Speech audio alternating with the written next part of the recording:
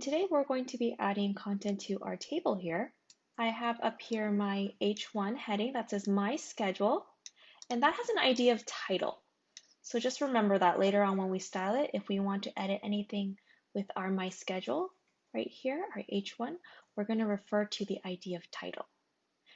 Next we have a section, and I gave this an ID of table, right? And then inside that section, I created a table.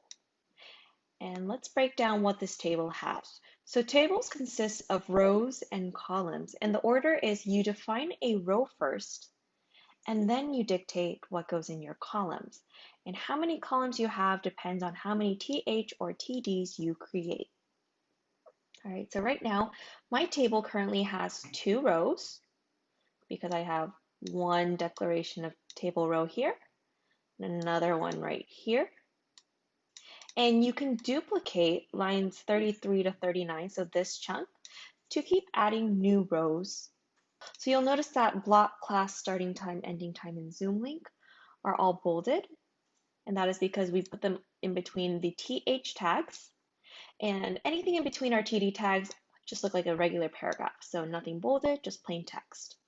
All right, so let's manipulate one of these rows. So under my block column right here, I want to replace add your block info and just call it A, because that's going to be my first block of the day.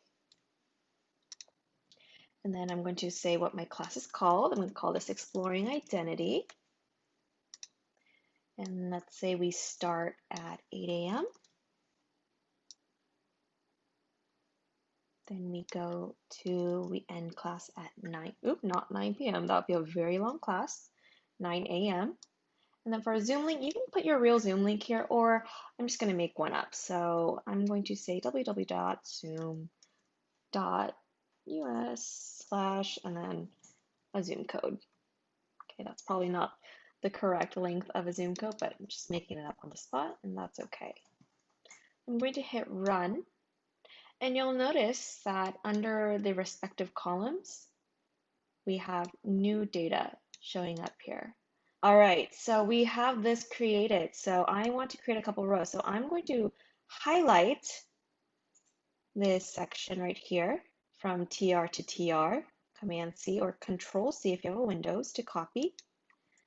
Press Enter to make a new line, and then Command V or Control V for Windows to paste.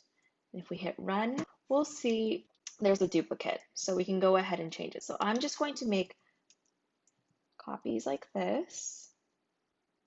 You can choose to make just your A day schedule or your E day schedule. You don't have to map out both days.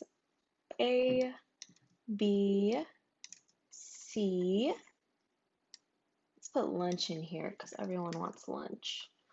Lunch, D. Okay, we hit run.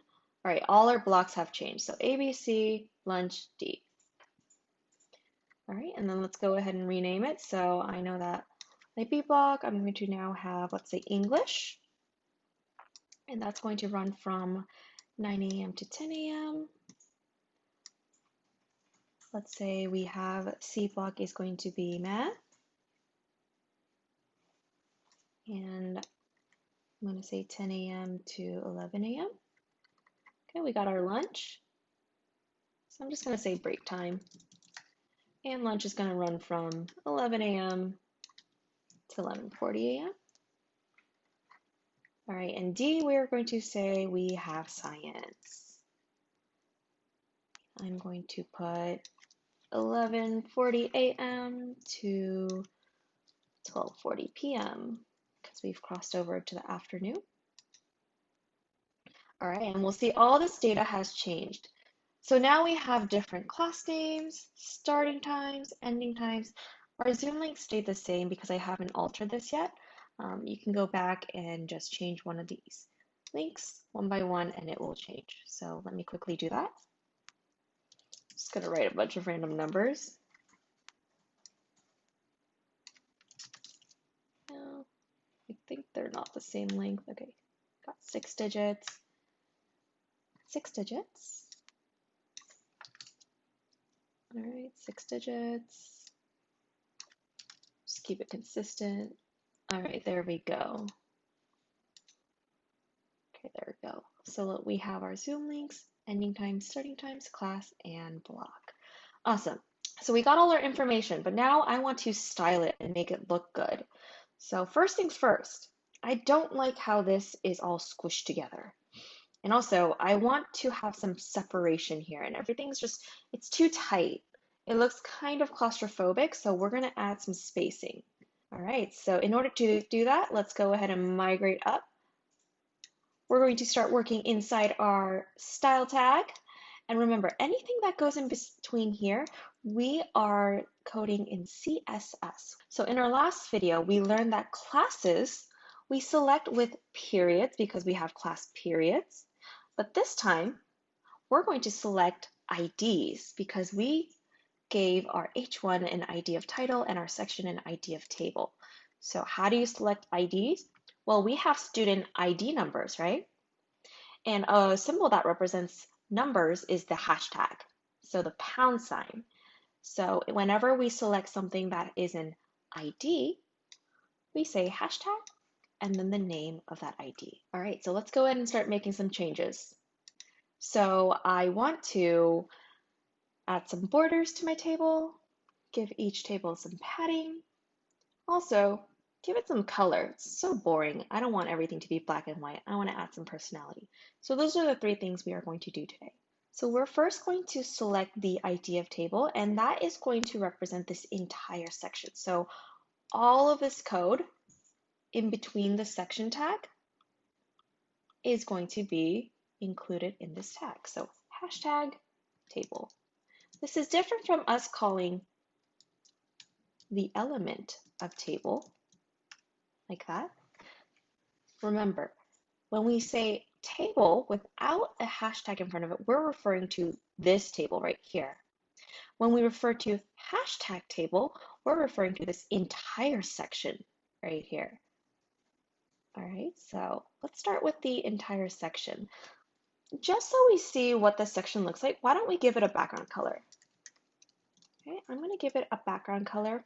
And today, instead of writing words like pink or blue, we're going to get a little creative. So I'm going to go to Google and search up color hex codes. Okay, from here, I'm going to go to this first link, HTML color codes. And you'll see here this nice little rainbow color selector.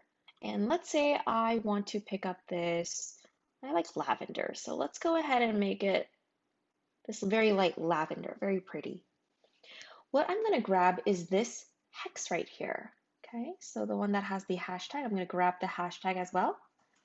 And you can either memorize the entire thing or you can just simply do Command-C or Control-C to copy.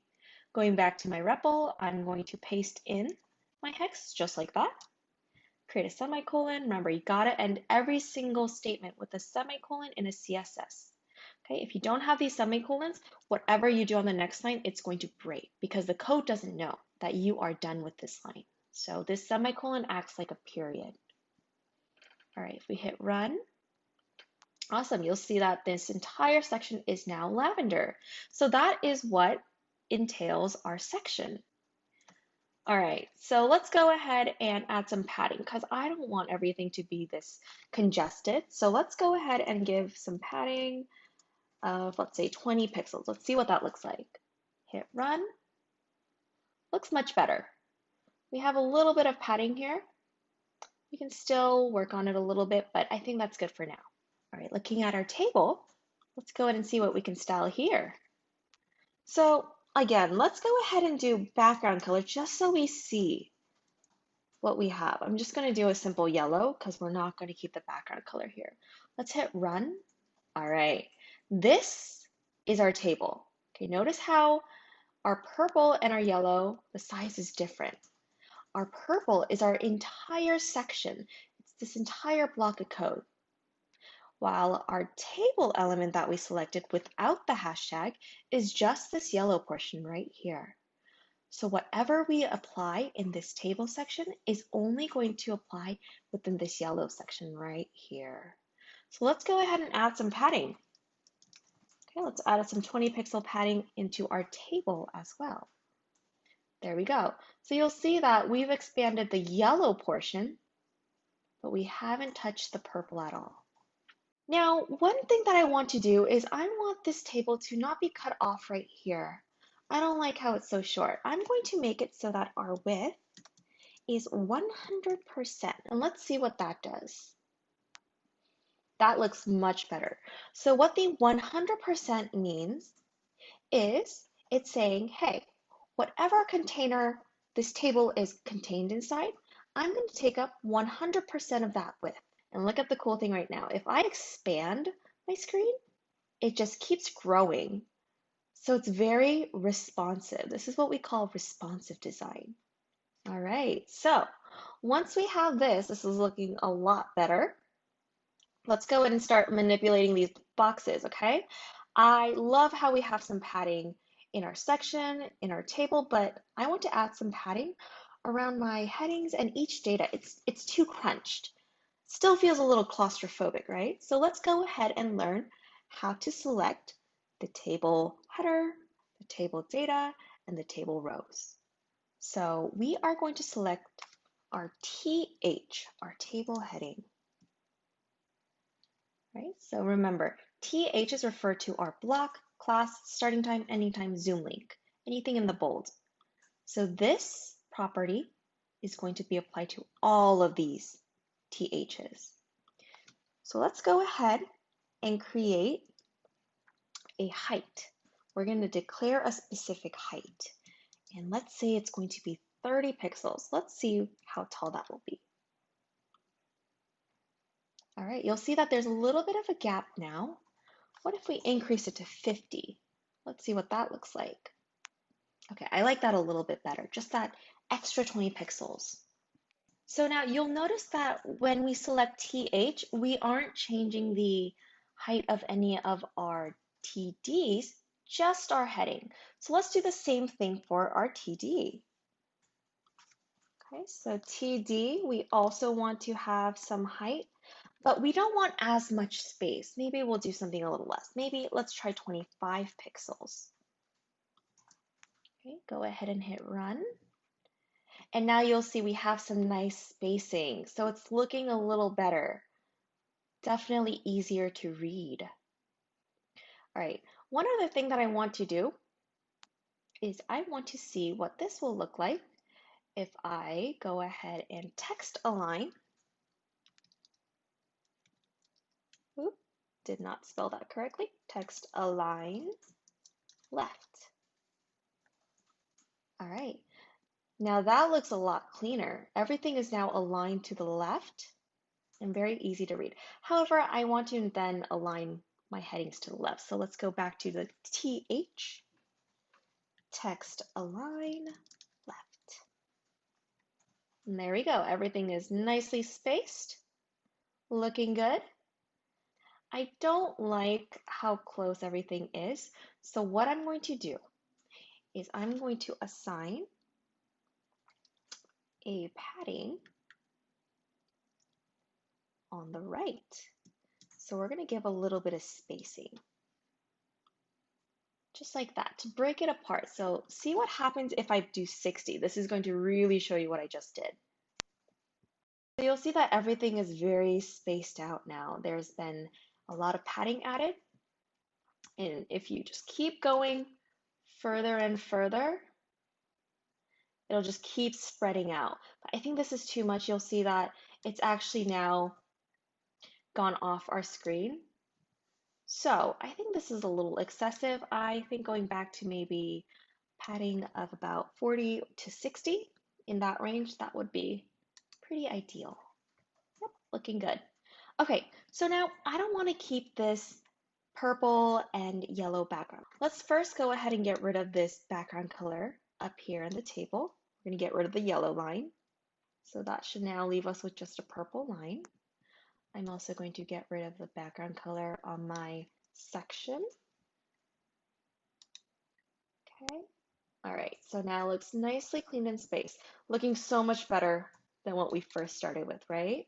Okay, so now we're going to go back to our TH, and we're going to create a background color, and let's bring back that pretty lavender.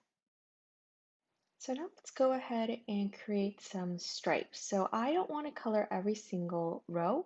I just want every other row to be colored a muted purple. So in order to color only the even or odd rows, we're going to use a special code. And we're going to start by saying TR for table row, colon, nth child. And in here, you can decide to choose even or odd. I'm going to go with odd. All right, open the semicolon. And background color, we're going to set it to the muted purple. All right, hit run, and you'll see that every other line is now this muted purple. Technically, this very first TH block is also this muted purple, but we overwrote that by having a background color here in our TH. All right, so if you want to color your even rows a different color, you can do the same thing. Create an even nth child, and then select a different color for your evens.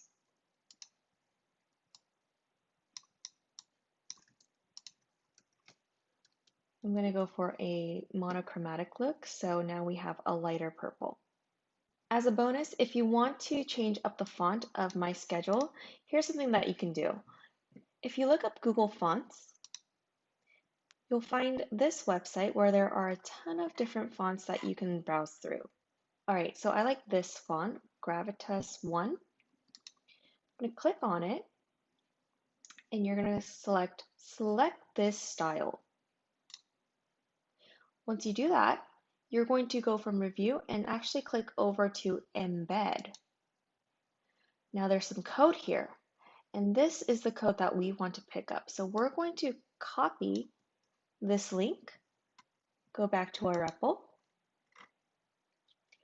and in between our head, make sure we're in between here.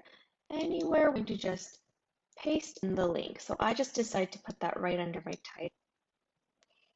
And then we're going to go back to this page and pick up this font family. This is the CSS rule. And remember how I created the ID of title, my H1? Well, we're going to go into style section, hashtag to select an ID called title, and paste in code that we just copied. And it's going to say font family and then the name of the font that you selected. And if you hit run, now we have that cool font to replace our text. All right, so that's it for this video. If you have any questions, feel free to email me. Bye, everyone.